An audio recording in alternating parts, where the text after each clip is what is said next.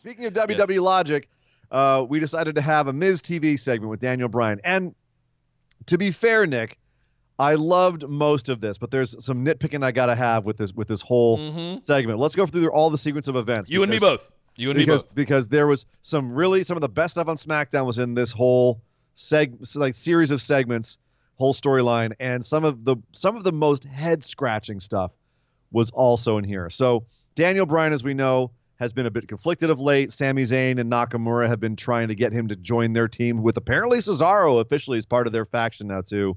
Cool. And finally, Sami Zayn said, before you go out to Miz TV, give us your final answer. Do you want to join us, our team of artists? And Daniel Bryan said, last week when I was getting attacked by the Fiend, you ran. And how do I know you have my back? You don't. So no, I can't join you. Why don't you get Braun Strowman instead?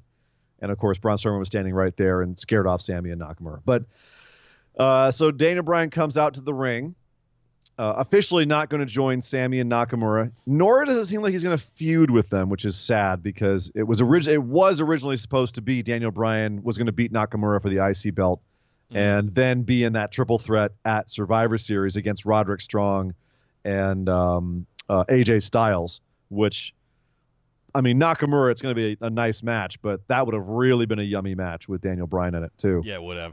Oh well, but however, I want to temper things here by Daniel coming out. Keep going, because where I got really excited about this was a renewal of something that I've been missing for a couple of years. Okay. Keep going. All right. So Daniel Bryan comes out to the ring for Miz TV, and Miz and he have an interview, and I like the fact that they did not have any problem stating that he and Miz don't like each other. And Miz had no problem going back into his little bit of a heel character here and calling out Daniel Bryan and saying that, you kind of lost it, pal. You're a bit washed up.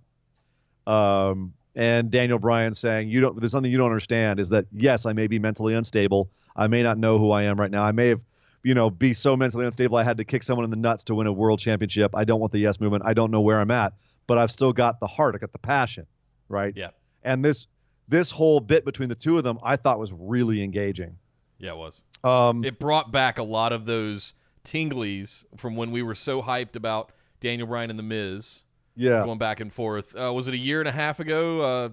Mania 18, somewhere around there, we were supposed to get some of that big feud, and it just never percolated to the top. We were uncertain about whether he was going to be active or not, things like that. This, to me, the first thing I noticed about this, once he got out to the ring, was that they were just eyeing each other hard. And I was like, there is some legit hatred between those two. And I want to see these two get at each other. And if this is the intro to Miz flipping back, and we've got Shinsuke and the Intercontinental title involved in this, I can see something manifesting out of this. Where Miz comes back to Shinsuke and gets that title for the last time. Or not the last time, but like the big time.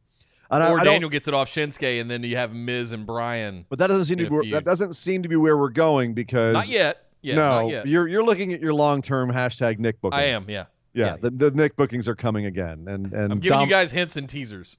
Sin Cara left WWE. He's not being played by Dominic. That means just so there's you know. a vacuum that needs to be filled. Oh my God! Let it go. Let it go. Let it go. Let it go. I'm singing Frozen. I wanted you to let it go so much. All right.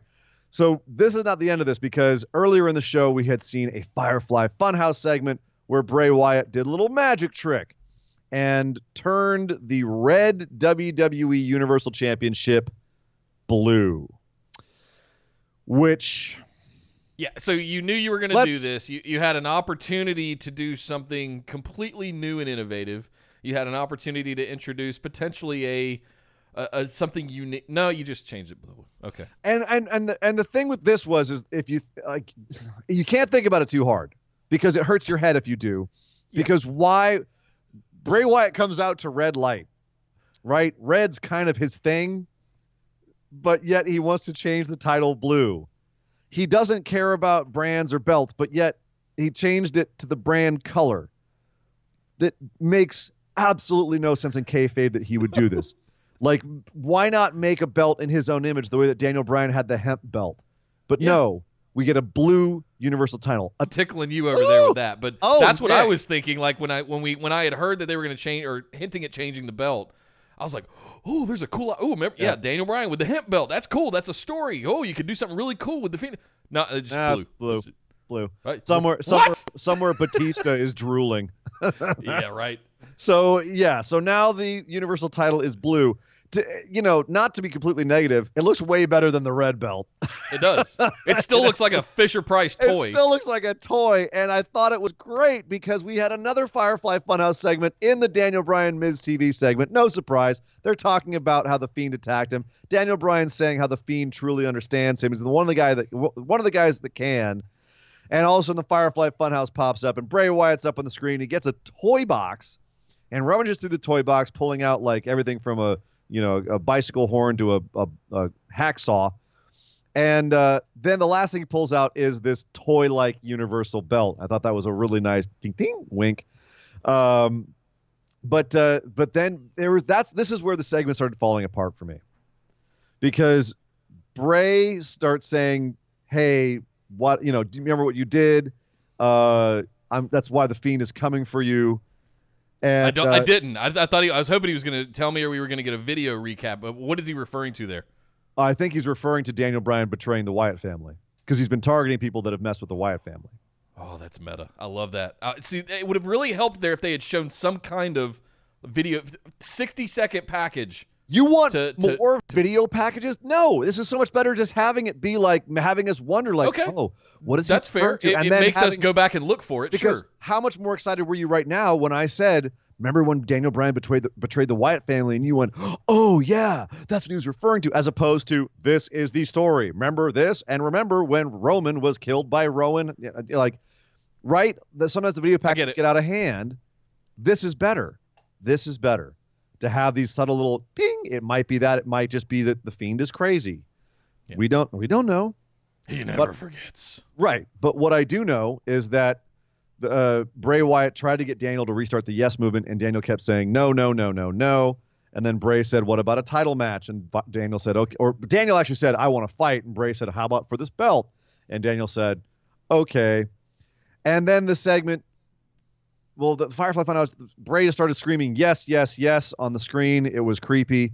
And then he just kind of stopped, and Daniel Bryan turned away from the camera, and you could audibly hear him go, are we finished?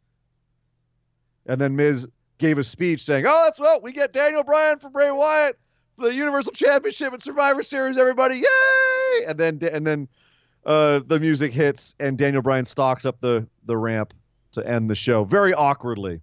So I wonder what the botch was there.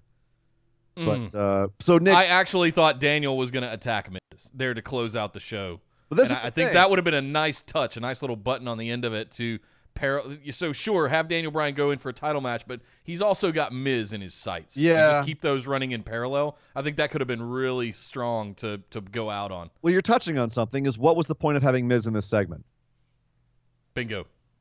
Bingo. To set up Daniel Bryan. Well, he was supposed to have the Fiend, and he never got the Fiend, and that's what I read into. It's just to give Miz something to do, really, and it was extraneous, and by the end, it created a weird dynamic having Miz just standing there, and the exchange between Daniel Bryan and the Fiend was off, and I think it was supposed to be a little bit weird and kind of awkward, but it became just kind of like the way that it ended. I think if they'd ended on Bray screaming yes, which I think was perhaps the intention or what Daniel Bryan thought was going to happen.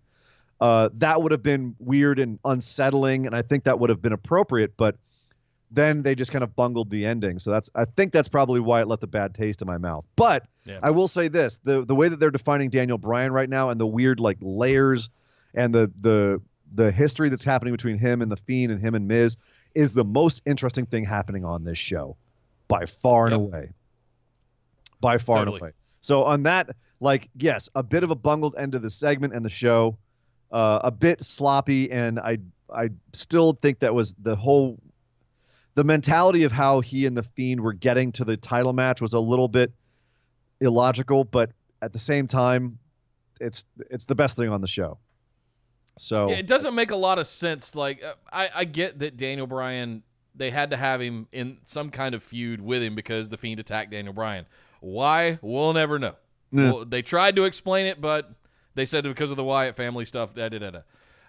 Sure, is Daniel Bryan the right one for him to go up against next? I'm not mad at it. It's Right. probably not what I would have picked, looking at the grand scheme of everything that's kind of going on right now. But he's got to defend it at Survivors. You can't not have your top titles defended at one of your big 4 pay-per-views. So he's got to have somebody. And honestly, this is the kind of person that he should have been doing this against in the first place, just without the belt. It should have been all psychological stuff. You don't need the belt for this. Yes. But I don't know who else you'd have the belt on SmackDown right now. So No. I don't know. They got things to fix. And